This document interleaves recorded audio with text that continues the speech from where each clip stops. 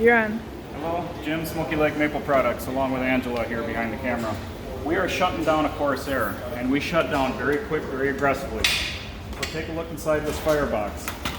Still darn hot, but not a lot of fuel in there. I'm throwing in, I guess, 2 more pieces here.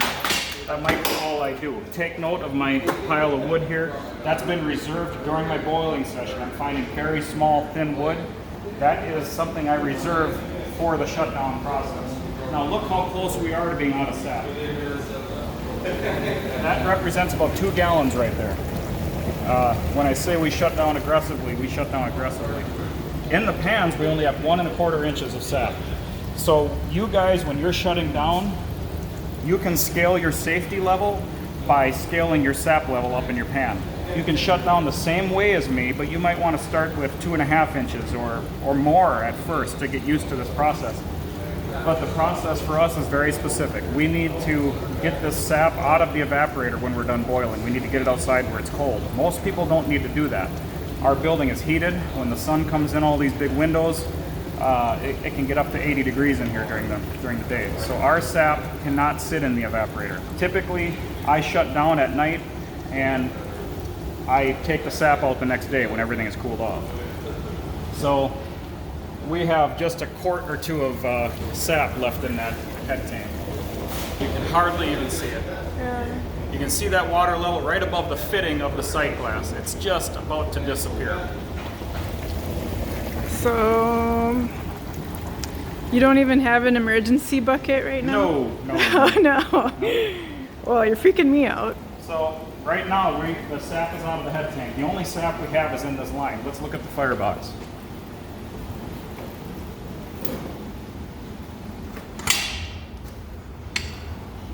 Not a lot of fuel, but plenty hot. Oh yeah, I'm burning up. Intensely hot. The fire brick is glowing pink red. So some kind of a device, a very small shovel or a metal stick, anything. I'm going to use that as we shut down to rake the coals evenly over the grates. One thing I'm going to note right now: if you do not have forced draft, do not shut down like this. Forced draft evaporators shut down very quickly. It's one of my favorite things about forced draft evaporators, is they don't simmer on for hours and hours and hours. All right. Here's the last of the sap right here. Now, Entering the float box. yep, now is when I take the float out of the float box, get it out of the picture. Now, the temperature, we're only a 1.5 degrees away from syrup right here. So we basically have finished syrup in this compartment. Almost completely finished syrup. So that's an obvious danger, which we're going to mitigate. That's something we're going to get into extensively. Keeping in mind, you lose your instrumentation. When your boil dies down, when you stop adding wood and things start cooling off, you can no longer read these instruments right here to determine density. They rely on your syrup boiling at maximum boil. So we've already lost that. We can no longer rely on these. So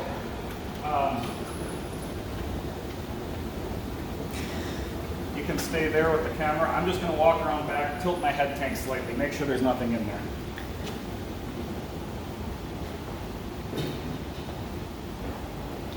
So we're shutting down. There's still a lot of steam coming off of the pan. There's no more sap left. We don't even have buckets anymore. Behind Angela, there's no buckets of sap or water. Yeah. But we've done this a lot of times, and I'm very comfortable with it. I feel like you're like a tightrope walker. Well, no, it's experience. It truly is. So now the question is, how do we protect our pan? Yep. Because that's really the most important thing. If you burn up your pan, it could really put a damper on your season. And we are not at the end of the season here. We have more sap to come. Today is, April 12th. So we are typically not even close to the end of our season. We have at least one more good run coming. I can feel it in my bones. So I feel like what I'm doing now, I'm closing the auto draw-off valve. I don't want that to open anymore, so I moved it from the automatic position to closed. we don't want to lose any more liquid. Now, keeping in mind, we have syrup here. We have to get rid of that. We lost instrumentation. Our liquid depth is going to drop too low to even draw off anymore. Now I'm going to draw off sap from anywhere in the evaporator. The easiest place to draw sap off this evaporator is at the drain manifold. If you have a raised flue, you will drain it from your inlet or your transfer flow box. That's going to be the low point where you can get some concentrated sap out. I'm going to fill that bucket up part way. I'm going to get rid of my hydrometer so that I don't accidentally break it. That's all steam cleaned.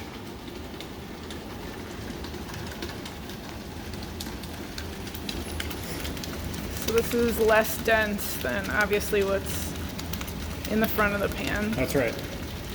Liquid depth is at about 1 inch right now. No sap in the head tank. Now, before we go and make syrup in that compartment and burn anything, I'm going to pour this basically raw sap in where we had syrup. Keep in mind, tomorrow morning when I come in and this thing is mostly cooled off, I need to drain this off. And I'm going to drain it off into a special barrel that I have for it. And I'm going to put that concentrated sap outside where it won't spoil. But right now, I want to back flush, I want to back mix this evaporator. I want to get all of the syrup completely diluted so that we have basically one product in here, something that is a very concentrated sap. That's my target. So you're intentionally removing the gradient. That's right. So while that bucket's filling, I'm going to take another look at the Firebox. Blower, I turn the blower off to open the door. I'm raking these coals over the top of the grates. I'm evenly raking them over so that they burn away. We want those coals to be gone now. Now, let's just say I shut off. I was a little bit timid. It was my first run of the year, and I shut off and I was a little bit timid. And my liquid depth was too high in this pan to fit in that barrel. That's why I have that little wood. I can throw that wood in there now and keep on boiling and get rid of more sap if I have to. My objective is to have less than 12 gallons in here when we're shut down, or at least when I come back tomorrow morning. Keeping in mind it's going to steam for a long time yet. When I come in the morning, I like to see about a 1/4 inch or a 1/2 inch of liquid in the pans. Keeping in mind that even if it ran dry, there's not enough heat to cause any damage, to burn your syrup, to burn the stainless. It's pretty benign, yet it's still warm enough to evaporate. So I think you wanted to emphasize that the wood that you set aside was really small. Why is that? Because I can throw some of that, I can throw those pieces of wood in, and they'll burn for about 2 minutes and be completely gone. They'll be back down to coal, like I already have. Yeah, not like a big, thick piece of wood would be different. Yep. They're non-committal pieces of wood. There's no big commitment there. All right, now we have a pretty good dilution of sap in there. Now I'm going to cycle my auto draw-off valve with the main valve underneath it closed. I'm going to draw off a little bit of product, knowing that it's pretty thick stuff in this piece of pipe here.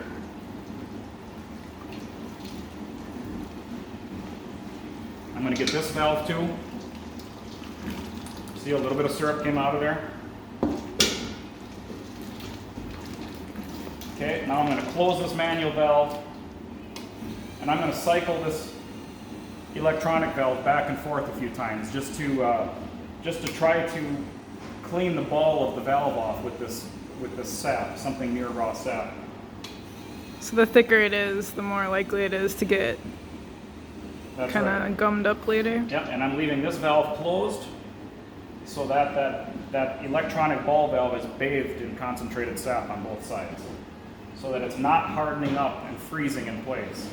If it freezes in place tomorrow when I come in and try boiling, or whenever I boil again, that puts a major strain on the electronics to try to open that valve when it's sugared shut. All right. I'm going to pour this into the pan. Now here's another very important part. Everything in this evaporator is sterilized. It's been the bacteria in the sap has been killed by the heat of the evaporator. Everything but this float box. See, this float box is cold. Mm-hmm. At best, this float box is going to get up to about 100 degrees or 80 degrees as it sits next to this warm evaporator without an influx of sap. This is a hotel for bacteria. I need to sterilize the float box. So that's one of the more important things that we have to do.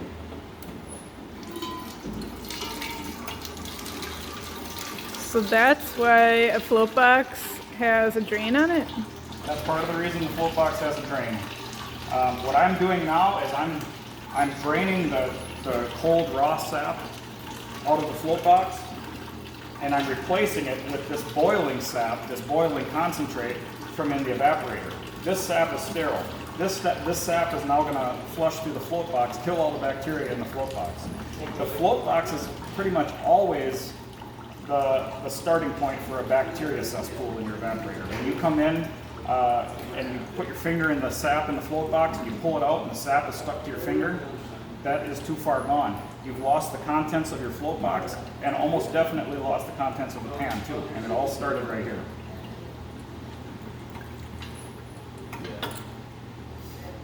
Okay, I'm going to take that.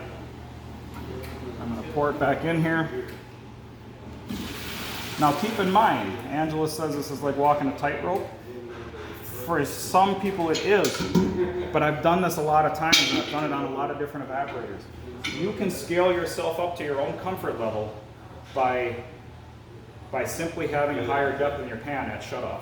Even if you're operating at 2 inches during your main boiling and you want to shut down in this fashion and start mastering it, bring it up to 2.5 shortly before shutting down. Yeah, that makes total sense. So now that float box is very, very hot. All the bacteria in there is now dead. And anything that goes in that float box can only be replaced by sterile sap, sterile concentrate from the evaporator. So now we've killed all the bacteria in the float box. Very, very important.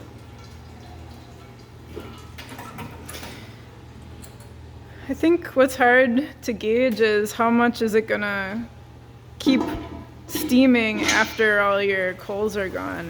Yeah. Because your brick is holding on to so much heat. Yeah, the bricks, when we open the door in a little bit, the coals are going to be mostly gone. The fire brick is going to be glowing red hot. It's going to be emitting light yet, even after the source of that heat is long gone. The fire brick holds so much heat that it's glowing.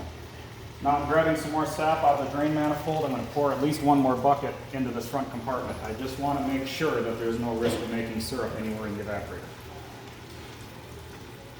Should we take a look and see what's happened with the gradient? We got some sugar sand in here. But yeah, we got the pan definitely needs a cleaning. So when we get it empty tomorrow morning, when we come in, we'll give it a good cleaning. You bet. Yep. I can see that the back is kind of those two compartments look kind of the same color.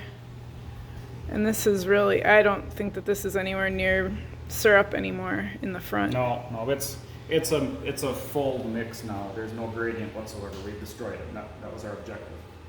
Now you were talking about the variable of being hot bricks. Mm-hmm. One way that you can control the outcome is if you feel like your liquid depth is too low. Like let's just say right now, oh, Jen, you went too far, you boiled too much off, you shut down too late. You're going to have nothing but, candy in the pans in the morning, nothing but sugar when I come in. Well, then I will leave the door open when I get home. Now the draft of the chimney can continue pulling cold air from the room off, and that pretty much will kill the boil. There's not much heat that's going to make it in the pan anymore if we do that. Mm-hmm. That's a really good point. I'm going to fill our bucket one more time and pour it in the front. Let's take a look at what we have going on in the Firebox. Coals are out. One thing I hate to see, is when someone makes it part of their procedure to shovel coal out of their evaporator as part of their shutdown process. I don't like that. That is a waste of time. It's dangerous. It's uncomfortably hot. Don't get in that habit of shoveling hot coals out. Like I've seen people take a wheelbarrow and a flat shovel and scoop hot coal out of the evaporator and pour it out in the yard somewhere. Don't get into that unless it's an emergency, and even then, it's just too dangerous for your arms. Speaking of arms, I can take my arm guard off now. I wear this to protect my right arm when I'm firing.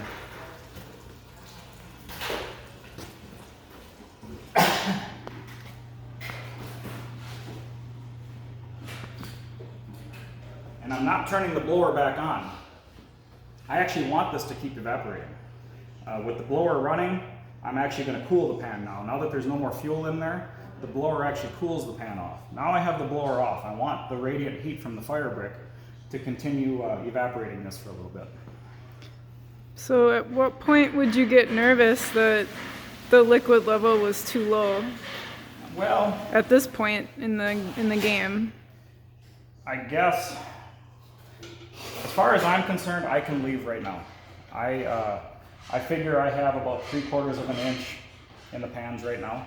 We had 1 1/4 as we started our shutdown, and we lost quite a bit of steam during this process since this video started. But right now, with 3/4 of an inch of liquid in there and nothing but fire brick as a heat source anymore, I feel comfortable going home. Now I set my bucket on there. It's kind of full of, this is the same bucket I draw syrup off into and haul it away to get it barreled. I'm going to let that sit there so the steam can now extract all the sugar off the pan. It's just something I do to clean the pan off. But that pretty much does it. We have a comfortable amount of sap in there. We have a very sterile, clean float box. We have nothing near syrup anywhere in the evaporator. The density gradient is gone. Without incoming sap, there's no way that we can even gain any kind of density gradient again. So that does it. Now, if you are nervous, just go ahead and leave your door open. If you leave the door open, there's a lot of CFM, a lot of air going out through that firebox right now and out the chimney. So that kind of does it. I don't know if, can we, let's just, this is a hybrid pan. Yep. So let's say we had a raised flue pan. A raised flue has 2 float boxes. Mm-hmm. So in that case, would you flush out the transfer float box in addition to the inlet float box? Because the transfer float box, the only job the transfer float box has is dealing with boiling sap. So bacteria in the transfer float box is never an issue. Bacteria in the inlet float box is the same thing. It's cold sap coming in. It's never sterile. Especially this time of the year, the sap is it's starting to sour pretty quick with the warm sunny days we're starting to have. So bacteria is a major issue. We're cleaning tanks in the woods constantly. As we wait for our next run, Angela and I are even going to go out and clean bags out because we expect a pretty good couple of days after this very warm spell. So we're going to take the time with a tank of sap on the truck and the gator. We're going to go through the woods and actually clean all the bags out. We're going to give them good rinse of water. So bacteria is a major issue right now. That's why more importantly than ever is that float box to make sure that that is sterile. The shutdown process of high output pan sets isn't all that different, keeping in mind that they're much more efficient. Their very nature is to be more efficient. So your shutdown process has to be a little bit more careful. You have to keep in mind that it's boiling almost twice as fast as this hybrid pan. High output meaning a high output raised flue or high output drop flue. The shutdown procedure on them is not all that different.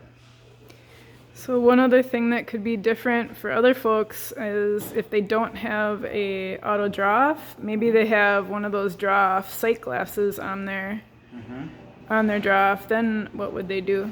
Well, when you draw syrup off of that off the draw off, when you have a draw off sight glass, you'll want to draw it off far enough so that it actually drains that sight glass down, and that happens pretty easily. When that sight glass gets drawn down, it's going to be replaced by sterile sap. That's a good question. That handles that. And we automatically sterilized our sight glass when we sterilized our float box. The sight glass drained down by nature. That's just what happens. Mm-hmm. So that's it. There is no more boiling happening in the pan. There's steam happening, but there's no way. I can see clearly that we have at least 3/4 of an inch of liquid in there. Tomorrow morning when we come in, we should be down to a 1/2 inch of liquid, maybe even a little bit less than a 1/2 inch. It might be a 1/4 inch of liquid. That's less liquid that I have to drain into this barrel. This is a stainless steel barrel that I dedicate just for putting my concentrate in out of the evaporator to keep it chilled outside. And again, why are you draining it? What would happen if we were to leave it? Good question. We should cover that again. When this evaporator is in a typical North American sugar house, it is cool by nature. The spring weather is cool enough, especially at night. Even a warm night is going to be 40 degrees. That's cold enough to keep the sap from growing bacteria very quickly. So that's not the case in our showroom. The showroom is heated. It's always at least 70 degrees in the showroom. On a sunny day, the heat comes in these big windows, and it can get up to 80 in here. That makes a perfect environment for bacteria to take over your sap and spoil. And it could spoil, so it's not preserving like it would in the outdoor And I learned environment. that the hard way. When we first started running evaporators in our showroom, that was the first time I ever boiled in a heated building. And I learned the hard way by letting the sap sit for 36 hours. The entire contents of the evaporator were destroyed, and we had to thoroughly clean the evaporator, which we weren't ready to do yet at the time. So this shutdown procedure applies to anybody. This is a good way to shut down. But the draining the evaporator and getting the sap outside, that applies to those of us who boil indoors where it's warm, in a heated building. And are you worried about reestablishing gradient when you start up again? When you start up again, you're just gonna pour that in wherever? That's right. Well, when I start up again, I actually pour the sap into the front pan. Like I kind of dump it right in the center compartment. This hybrid, this 2x6 hybrid, has 3 finishing compartments.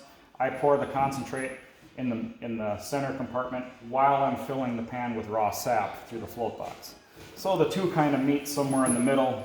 Density gradient establishes very quickly within 15 or 20 minutes. Every time we start up, we have syrup coming out of the draw off within 15 minutes. Every single time, once we have that concentrate in the pan, it establishes itself extremely quick. Great.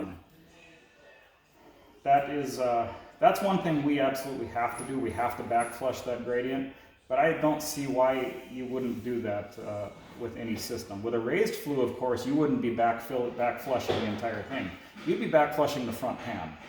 The front pan cannot backflow into the flue pan on a raised flue system. There's just no way it can do it. It would have to go uphill.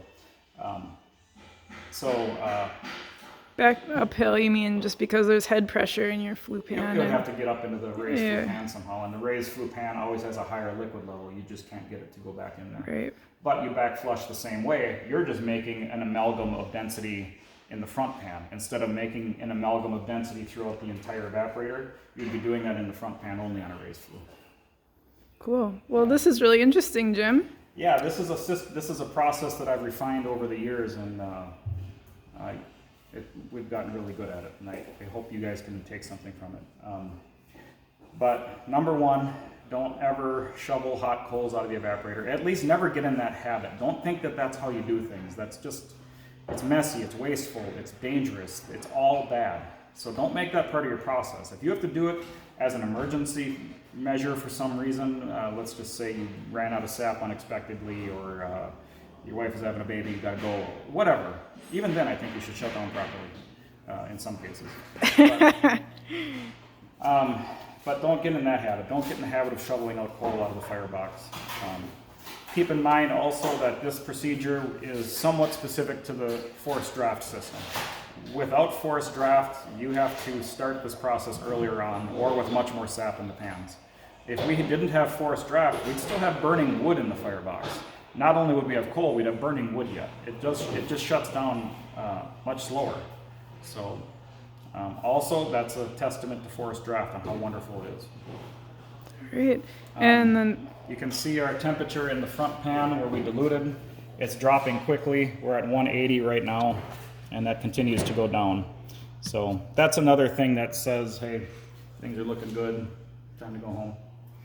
All So right. that's just what we're going to do. We're going to go. We're going to close up the cupola, and we're going to call it a day. Well, this is what it boils down to. That is what it boils down to. Thanks, Jim. Yep.